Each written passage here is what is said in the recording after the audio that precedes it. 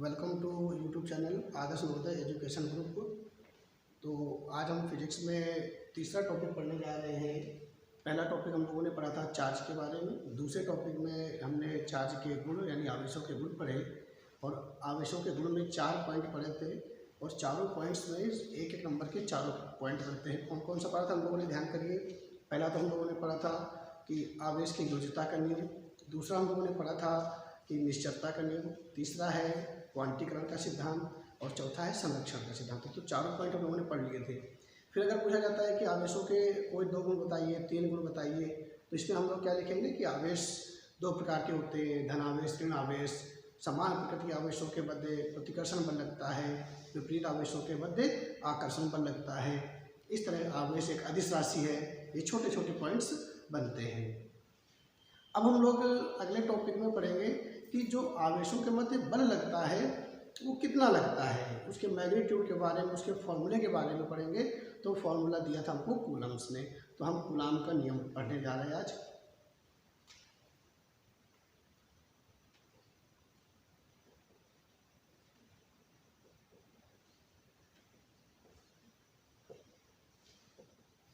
Coulomb's law, देखिए Coulomb's law में क्या है, यह बताता है कि 2 आवेशों के मध्य बल कितना लगता है, उसके परिमाण को, फॉर्मूले को हमको समझाएगा।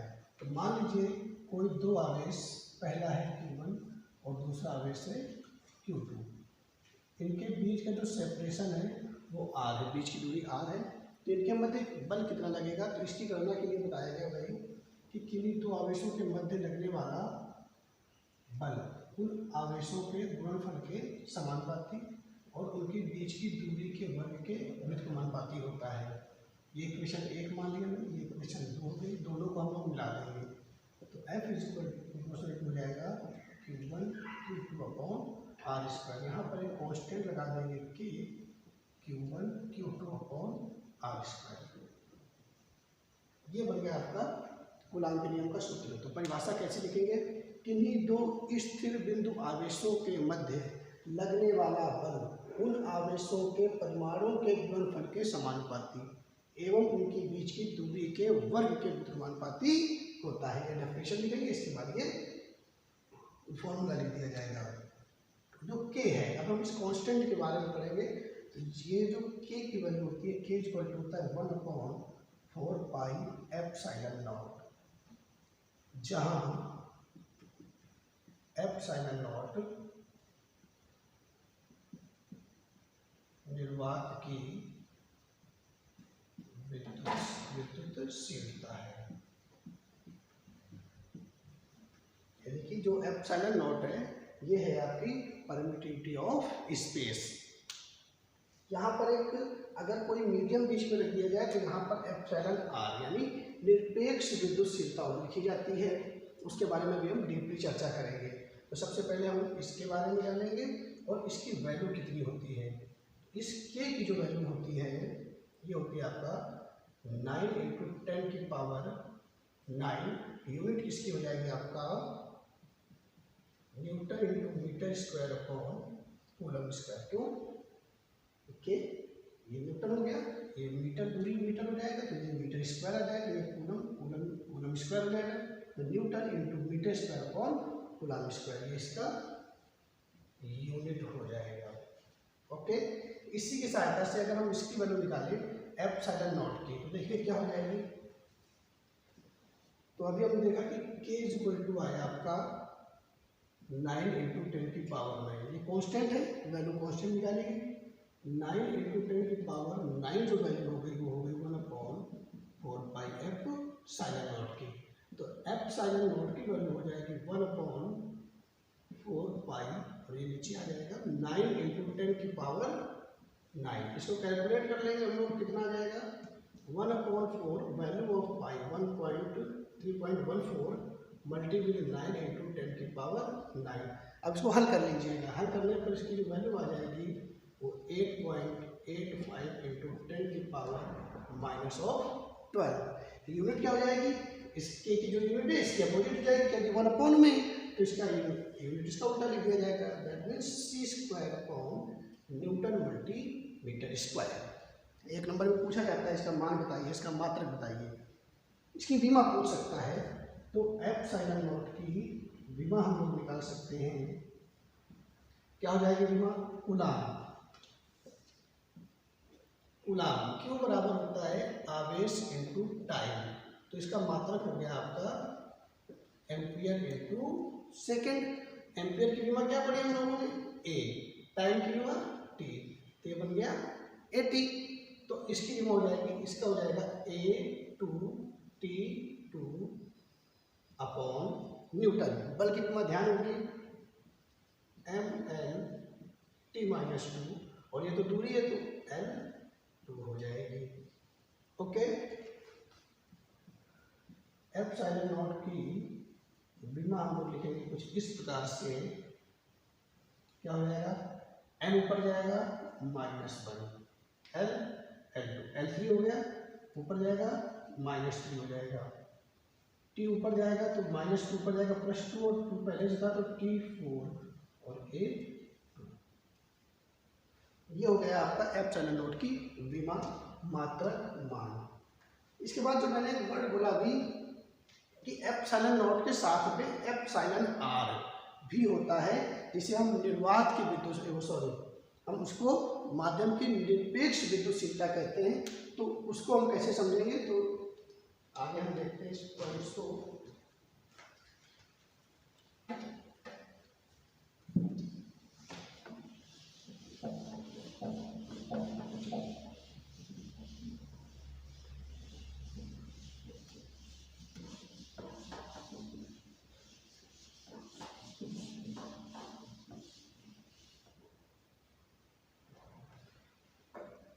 देखिए,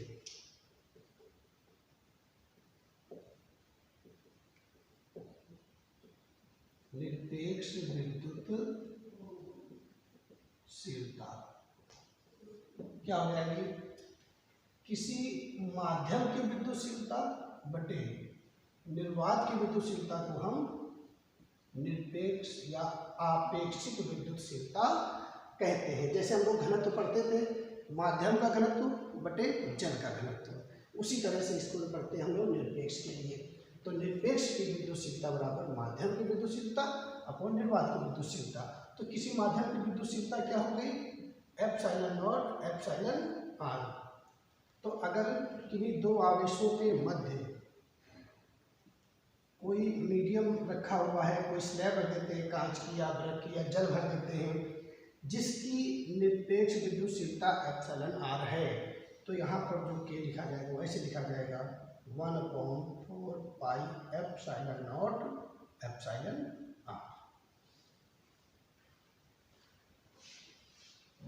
जो निर्वात की विद्युतशीलता हमने समझ लिया। अब हम लोग एक चीज ये देखेंगे कि किसी माध्यम के लिए निरपेक्ष विद्युतशीलता की वैल्यू कितनी होती है, यानी रिलेटिव पहले लिखेंगे।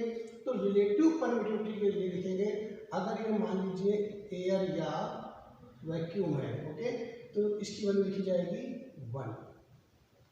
ठीक है, अगर एयर की वैसे बेसिकली वैल्यू होगी 1.0003 होती है, तो लगभग 1 होती है, और वैक्यूम के लिए भी ये लिखा जाएगा। अगर कोई मीडियम आ जाता है तो फिर उस मीडियम के लिए वैल्यू बढ़ती जाती है। जैसे जल के लिए लिखेंगे 82 हो जाएगा, अपर के लिए लिखेंगे तो 6 हो जाएगा, ऐसे बढ़ता जाएगा। तो इसका मतलब है कि कोई जो फोर्स है, जो कूलम्ब फोर्स है, वो एक्चुअली क्या है 1/4 pi epsilon naught epsilon R Q1 Q2 upon R square. ये वैल्यू कांस्टेंट हो गई। अगर चार्ज चेंज ना हो और बीच की दूरी चेंज ना करी जाए और बीच में कोई माध्यम रख दिया जाए, तो जो लगने वाला फोर्स है वह उसकी निरपेक्ष विद्युतशीलता के व्युत्क्रमानुपाती होता है।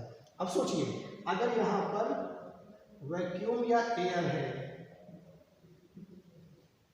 तो फोर्स के लिए ये 1 लिखा जाएगा। तो इस समय इसकी वैल्यू जो होगी वो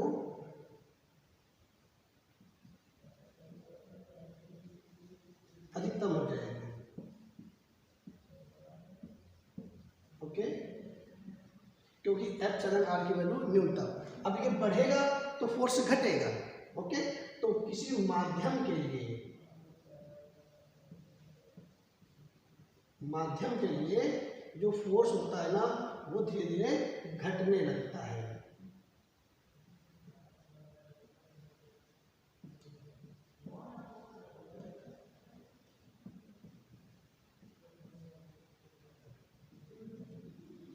अगर किन्हीं दो स्थिर बिंदु आवेशों के बीच में कोई माध्यम रख दिया जाए या भर दिया जाए तो उनके बीच में जो परिणामी बल है वो निर्वात की तुलना में घट जाएगा, क्योंकि एप्सिलॉन आर की वैल्यू 1 से ज़्यादा होगी। धातुओं के लिए, मेटल के लिए एप्सिलॉन आर फॉर मेटल्स,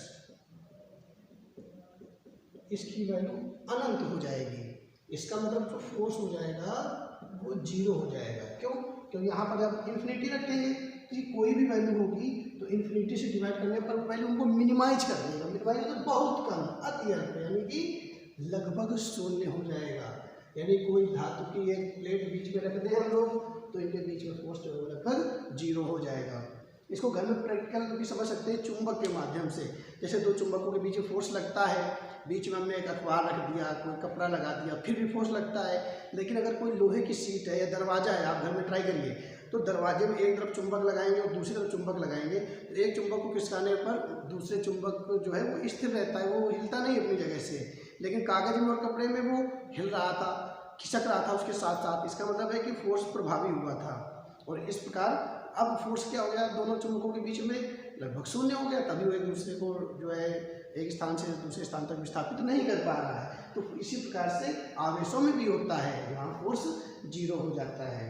तो ये है आपका कूलाम का नियम। फिर एक बार डेफिनेशन देख लेंगे कि दो स्थिर बिंदु आवेशों के मध्य लगने वाला वैद्युत आकर्षण या प्रतिकर्षण बल उन आवेशों के गुणनफल के समानुपाती और उनके बीच की दूरी के वर्ग के व्युत्क्रमानुपाती होता है।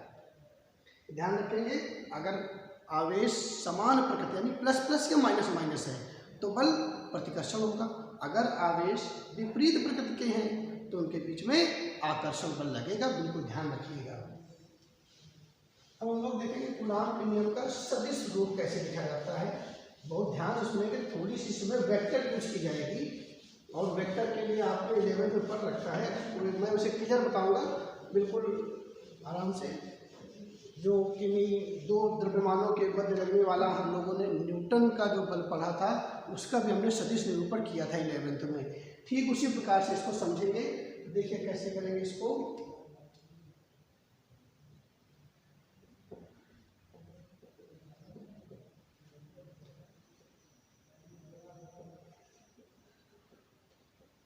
नाम के नियम का सदिश निरूपण, vector form of Coulomb's law. देखिए कैसे समझेंगे।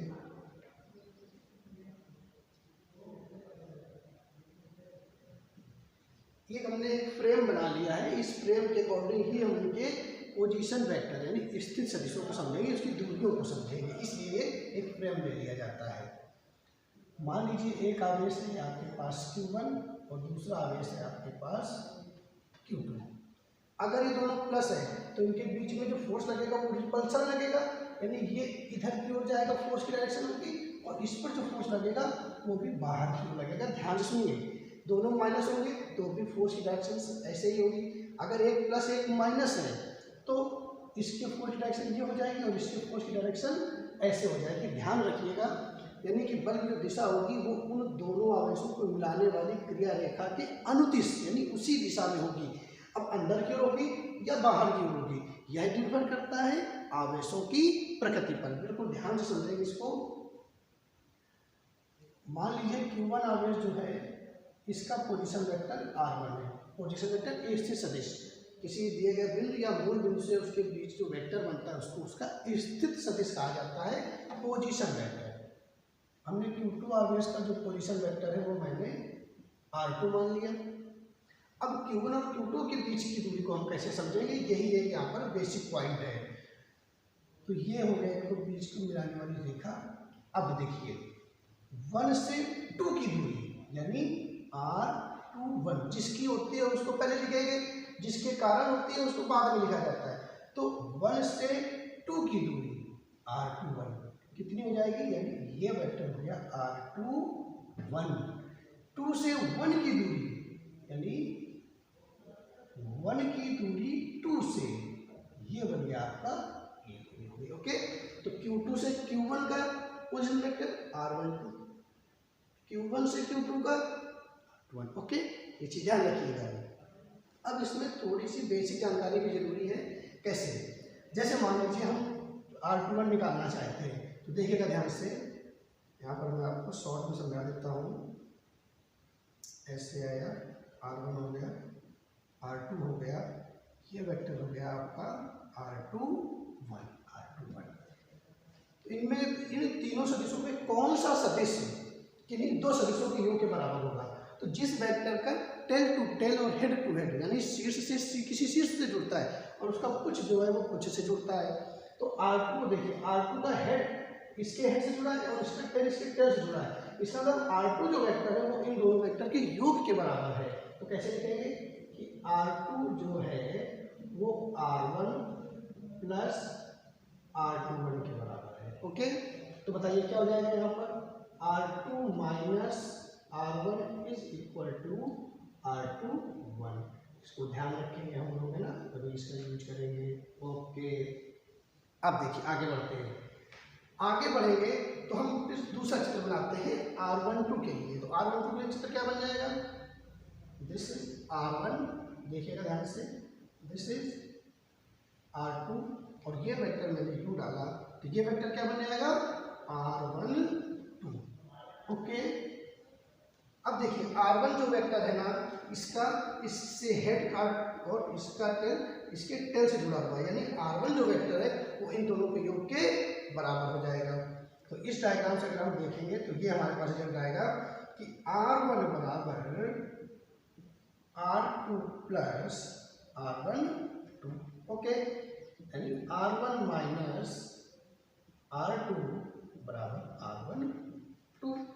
अगर यहाँ पर माइनस कॉमन ले लूँ तो ये R2 प्लस का हो जाएगा और R1 का हो जाएगा माइनस का। Okay, is equal to R12। अब देखिए R2 माइनस R1 और ये R2 माइनस R1 क्या लिख सकता हूँ मैं? R21। तो माइनस R21 बराबर R12। मतलब क्या है इसका? स्पष्ट रूप से R12 का मान R12 के बराबर है, लेकिन दिशा विपरीत है। तो R12 और R21 के मैग्नीट्यूड यानी परिमाण बराबर है। अब चलिए हम लोग कूलाम के नियम को सदिश रूप में ढालने की कोशिश करते हैं। तो देखिए क्या हो जाएगा? Q1 के कारण Q2 पर या Q2 के कारण Q1 पर बल, दोनों प्लस चार्ज मान लेते हैं या दोनों माइनस मान लेते हैं। तो Q1 के कारण Q2 पर बल ऐसे लगेगा, Q1 के कारण Q2 पर, किस पर? 2 पर, F1। Got my point? तो दो पर बल निकालना है, तो F21 is equal to Q1 Q2 upon R, 2 की 1 के कारण 2 पर बल, तो 2 की 1 से दूरी, 2 की 1 से दूरी, 2 की तो R21 ऐसे। ओके, डायरेक्शन क्या हो जाएगी? 1 से 2 की ओर, फोर्स कितना लग रहा है? 1 से 2 की ओर, तो 2 की ओर कैप। अब देखिए ध्यान से सुनिए, अगर ये चार्ज माइनस होता तो बल इधर की ओर लगता, तो बल लगता 2 से 1 की ओर, तो R12 कैप लिख दिया जाता। ओके, बाद में सेम आएगा, समझने के लिए बता रहा हूं मैं, ऐसा लिख सकते थे। That is equation first. अब इसी प्रकार से यहाँ लिख दें शॉर्ट में कि Q1 के कारण Q2 पर बल, अगर लिखेंगे हम लोग Q2 के कारण Q1 पर बल, तो Q2 के कारण Q1 पर बल, तो Q1 पर तो क्या लिखेंगे? F12 is equal to Q1 Q2 upon R12 का स्क्वायर। डायरेक्शन क्या होगी? Q1 पर बल ऐसे बाहर की ओर, यानी कि जो 2 से 1 की ओर वेक्टर है, तो क्या हो जाएगा? 1 की ओर जो वेक्टर है एक कैप लग जाएगा। ओके, मैंने सीखा कि R21 R12 के मैग्नीट्यूड के बराबर है, तो ये दोनों चीज़ें इक्वल है, तो मैं इसको R लिख देता हूँ। तो F12 is equal to Q1 Q2 upon, इसको मैंने R12 लिख दिया क्योंकि मैग्नीट्यूड लिखना है, इसका बराबर हो गया। इसको लिख दूँगा माइनस R21 कैप, इस माइनस को बाहर निकाल लेंगे। F12 इज इक्वल टू हो जाएगा Q1 Q2 अपॉन R21 का स्क्वायर, माइनस बाहर ले लिया, R21 कैप। समीकरण से हम क्या देख रहे हैं कि ये जो वैल्यू है ये F12 के बराबर है, यानी कि F12 is equal to minus F21। इसका मतलब है कि Q1 Q2 पर उतना ही बल लगाता है जितना कि दूसरा आवेश पहले आवेश पर बल लगाता है, परंतु दिशा विपरीत होती है। इसका मतलब क्या है, यहाँ से हमें न्यूटन के गति के तीसरे नियम का भी स्पष्टीकरण होता है, यानी F1 के द्वारा 2 पर और 2 के द्वारा वो पर लगाए गए बल के परिमाण बराबर होते हैं परंतु दिशा विपरीत होती है। That's final. और एक नॉर्मल जो वेक्टर फॉर्म लिखी जाती है वो ऐसे लिख सकते हैं कि हम लोग वेक्टर F बराबर के Q1 Q2 अपॉन R, या R का इसलिए क्यूब कर दो और R वेक्टर लिख दिया। ओके, क्यूब क्यों कर दिया, क्योंकि हमें पता है R कैप बराबर vector R upon vector R का मैग्नीट्यूड, तो हमने यहाँ पर कैप हटा दिया और इस तरह लिख दिया। तो ये R क्या दर्शा रहा है कि R के अनुदिश बल लगेगा। ओके, अब डायरेक्शन क्या होगी वो हम पॉजिटिव और निगेटिव के चार्ज के हिसाब से देख लेंगे। तो that is the final vector form of Coulomb's law, और ये न्यूटन के तीसरे नियम का सत्यापन करता है। तो इस तरह से हम इसको समझ सकते हैं। दो आवेशों के मध्य लगने वाला बल जो है वो न्यूमेरिकल्स में कैसे सॉल्व किया जाएगा, इसका भी हम लोग कभी इसी टॉपिक में ध्यान करेंगे।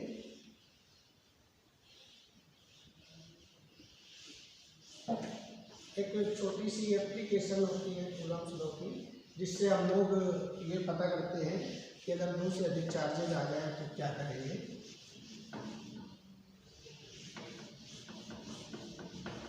तो देखिए कैसे समझेंगे इसको लोग। देखिए एक छोटा सा अनुप्रयोग है कूलम्ब के नियम का। मान लीजिए ये चार्ज Q1 है और ये चार्ज Q2 है, दोनों एक दूसरे से R दूरी पर है। ओके, तो इनके पीछे फोर्स कितना हो जाएगा, F1 लिख दो। अगर F1 बराबर हो जाएगा कि Q1, बीच में निर्वात है, K की वैल्यू वही रहेगी। जब कोई माध्यम होगा तो आपको स्पेशली बताया जाएगा कि इसमें बीच में जल है या अभ्रक की पट्टी रखी है या ग्लास स्लैब रखी है, तो ये बताया जाएगा। तो वहाँ पर इसकी वैल्यू नीचे उसका जो निरपेक्ष विद्युत सिद्धा उसका मान लिख दिया जाएगा। तो हम मैक्सिमम यही लेकर चलेंगे कि वायु निर्वात है बीच में, इस चीज़ को बिल्कुल ध्यान में रखिएगा। तो K Q1 Q2 upon R square, ये फोर्स हो गया बीच में। अब कहते हैं कि अगर क्षण भर के लिए, बिल्कुल अल्प समय के लिए इनको आवेशों को आपस में जोड़ा गया और वापस वहीं पर रख दिया गया, तो नया बल क्या होगा। तो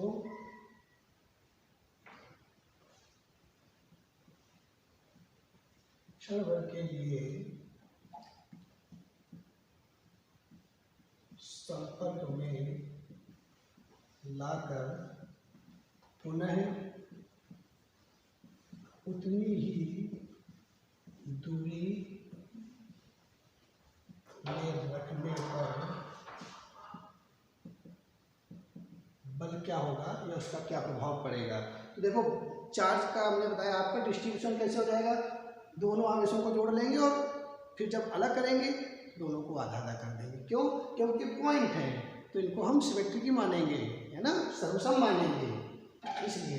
तो देखिए क्या हो जाएगा, नया बल जो हो जाएगा ऐसे लिखा जाएगा F = K। जब इनको संपर्क में लाओगे तो कुल आवेश कितना हो जाएगा बताओ भाई। तो कुल आवेश हो जाएगा Q1 + Q2। मान लो ये 10 कूलम था, ये -40 कूलम था, तो कुल -30 हो जाएगा। ये 100 था, ये -20 है, तो बाद में 80 हो जाएगा। दोनों 40 से 50 है तो कुल 90 हो जाएगा अगर प्लस के दोनों, ठीक है। तो कुल आवेश Q1 + Q2। अब अलग करने पर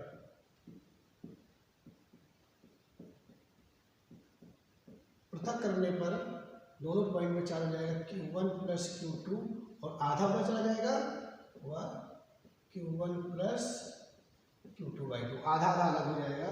तो नया जो फोर्स हो जाएगा पहला आवेश, अब पहला कितना होगा Q1 plus Q2 upon 2 multiply Q2, दूसरा आवेश कितना हो जाएगा Q1 प्लस Q2 अपॉन 2 और उतनी ही दूरी पर रखे थे अपॉन r² हो जाएगा।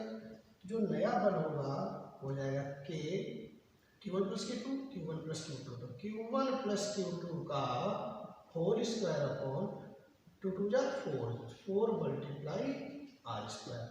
तो ये आपका नया बल हो जाएगा, उनको पुनः उतनी दूरी पर रखा जाएगा तो इतना बल लगेगा। तो इसको हम डायरेक्ट यूज कर सकते हैं अगर Q1 और Q2 की वैल्यूज दी गई हो। ओके, जोड़ना वैसे ही है, दोनों धनावेश हैं तो कुल हो जाएगा, दोनों ऋण आवेश है तो कुल हो जाएगा, और 1 प्लस 1 माइनस है तो वही अदिश नियम से, बीजगणितीय नियम से जोड़ा जाएगा। ओके,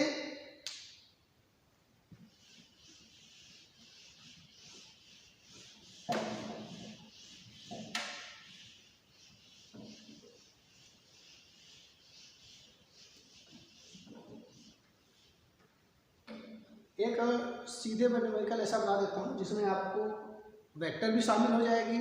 अब न्यूमेरिकल बताएं तो बहुत ज़्यादा हो जाएंगे, कोई 4 आवेश किसी बल की भुजाओं में रखे हैं तो एक आवेश के पर बल कितना होगा, ये बल ये, और इस तरह से फिर वेक्टर के रूप में उनको घटक बना देंगे।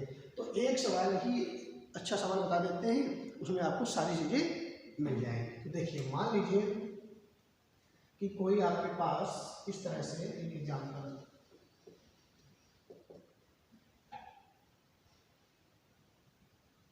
इस तरह से यहाँ पर एक घड़ी की तरह यहाँ पर 12 कूलाम का आवेश हो गया, यहाँ पर 6 कूलाम का आवेश हो गया, यहाँ पर 3 कूलाम का आवेश हो गया, यहाँ पर 9 कूलाम का आवेश हो गया। ध्यान से समझिएगा, 1 2 3 हो गया, 4 5 6 हो गया, 7 8 9 यहाँ पर आ गया, 10 11 कूलाम इस तरह से रखे हैं, और इसके केंद्र में 1 कूलाम आवेश दिया गया। तो 1 कूलाम पर परिणामी बल कितना होगा, बिल्कुल सिंपल तरीके से समझेंगे। इसमें बहुत सारी चीज़ें मिक्स एक साथ कर दी मैंने, मैकेनिक्स भी हो गई, वेक्टर भी हो गई, और अब 4 हो गई, त्रिभुज में 3 आवेश रखे हुए तो उसकी एक आवेश पर बल कितना होगा, सब कुछ कर सकते हो इस सवाल को अगर आप समझ लेंगे। ओके, तो देखिए इस आवेश पर सभी आवेश बल लगाएंगे, ध्यान से सुनिएगा। तो पहला आवेश Q1 जो है इस पर इधर की ओर बल लगाएगा। ओके, 7 कूलाम वाला बल इधर की ओर लगाएगा, दोनों विपरीत हो गए। तो विपरीत होने का मतलब क्या होगा कि बल, तो अगर हम एक लाइन समझने का कि अगर पहला बल जो इधर की ओर लग रहा था वो हो जाएगा K Q1 Q2, 7 इंटू 1 कितना हो जाएगा 7 इंटू 1, तो 1 7 की दूरी डायरेक्ट में Q1 Q2 अपॉन r², बीच की दूरी r मान लेते हैं, ठीक है, या x मान लो या 1 मान लो, 7 की हो गया। अब इसके द्वारा 7 के द्वारा उस पर बल विपरीत दिशा में इतना ही आ जाएगा। ओके, तो इसको हम लोग समझेंगे कैसे, देखिएगा। तो इसको ऐसे समझेंगे कि इधर की ओर 7 वाला, इधर की ओर 6 वाला, तो इधर की ओर परिणामी बचेगा 6 के बराबर, तो ये बल हो जाएगा K 6Q upon r²। Okay, तो यहाँ न्यूटन में मिल जाएगा इस तरह से। ओके, अच्छा, इसको मैं F मानूंगा तो इसको हर जगह F लिखूंगा, यानी कि 6K अपॉन r² को एज ए F एज्यूम करके लिखेंगे। सुनते जाइए ध्यान से, आ जाएगा समझ में। ये हो गया। अब भाई यही तो ज़्यादा होगा ना, तो 7 वाले का ज़्यादा होगा, वो वाले कम होगा, तो 7 में से चला जाएगा तो 6 आ जाएगा आपके। इसी प्रकार अब इसके सामने की मैं बात करता हूँ, तो ये जाएगा 2 का और ये 6 का, तो परिणामी बल इधर की हो जाएगा, कितना हो जाएगा 8 में से 2 गया, वही 6K अपॉन r² न्यूटन। 9 में से 3 का हम जब कैलकुलेशन करेंगे, 9 में से 3 वाला घट जाएगा तो बचेगा वही 6K/r² न्यूटन। इसी प्रकार से मैं 4 का 10 के साथ लिखूंगा, 10 में से 4 हटेगा तो ये भी वही आ जाएगा, 10 में से 4 6, 6K न्यूटन/r²। इस तरह से मैं सबको F लिख देता हूँ तो थोड़ा स्पष्ट हो जाएगा। चलो बाद में चलो, तो देखिए यहाँ पर 11 और 5 वही 6K/r² न्यूटन, और 12 में से 6 6K/r² न्यूटन। इसको मैं F लिखूँ तो देखिए क्या बन जाएगा, यहाँ पर ध्यान से देखिएगा। इस तरह से ये हो गया आपका, एक F इधर हो गया, एक F ये हो गया, एक F ऐसे हो गया, एक F यूँ हो गया, और एक F इधर आ गया, और एक F इधर चला गया। क्या होता है वेक्टर डिजाइन? ये होता है i कैप और ये होता है j कैप। ओके,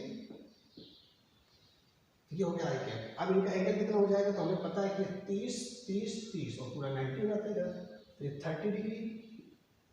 ये इसके साथ 30 है, बट पूरे के साथ हमें ये 60 डिग्री बना रहा है। ध्यान से देखिएगा, इसके साथ ये 30 है, इसके साथ ये 30 है, और ये पूरे के साथ हमें 60 डिग्री का एंगल बना रहा है, और ये इसके साथ 90 डिग्री का।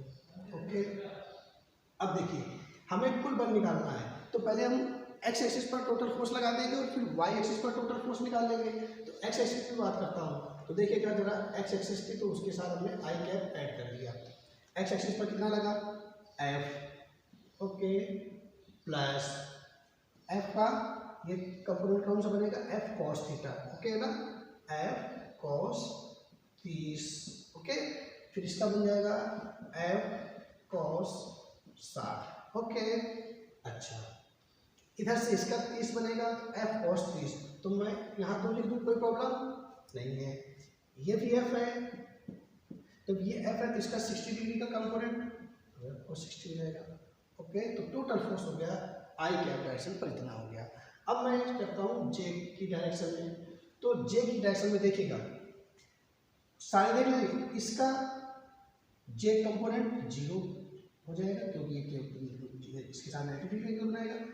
इसका जो जे कंपोनेंट बनेगा ऊपर की ओर, वो क्या बनेगा, एफ साइन 30, और इसका भी तो नीचे बनेगा एफ साइन 30 इस वाले का, तो इसका एफ साइन 30 और इसका एफ साइन 30 कैंसिल हो जाएगा, इसका एफ साइन 60 और इसका एफ साइन 60 कैंसिल हो जाएगा। तो बताओ क्या बचेगा, तो यहाँ पर बचेगा जे की अपोजिट डायरेक्शन पर केवल जे की अपोजिट यानी माइनस एफ और Newton, that is J cap. इतना फोर्स इसमें लगेगा, उसके लिए एफ कर जाएगा, टोटल फोर्स निकालेंगे। cos 60 की वैल्यू कितनी होती है, 1/2 रख देंगे। cos 30 की वैल्यू क्या होती है, 100/3/2 होती है, यहाँ पर वैल्यू रख देंगे हम लोग।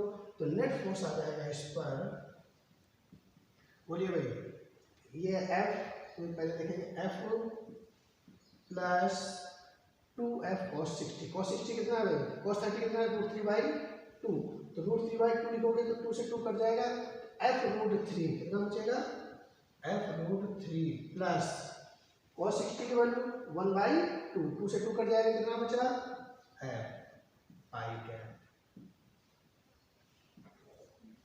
Minus f